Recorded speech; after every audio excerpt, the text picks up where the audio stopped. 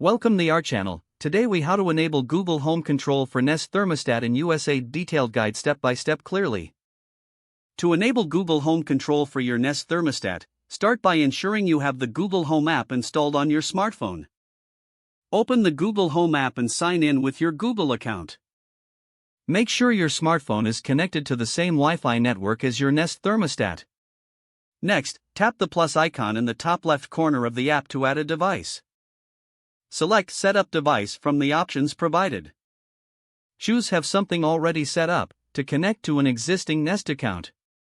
Scroll down and select Nest from the list of manufacturers. You will be prompted to sign in to your Nest account. Enter your Nest account credentials and tap Sign In. Once logged in, grant the necessary permissions to connect Google Home with your Nest devices. The app will search for your Nest thermostat.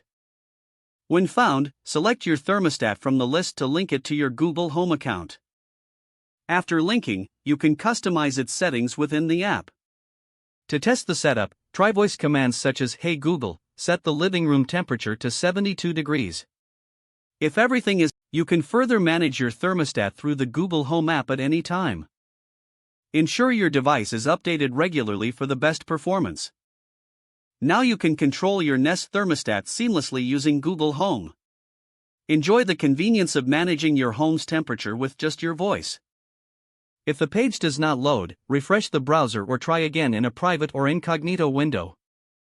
Make sure you are using the correct email address, then retype it carefully to avoid small typos.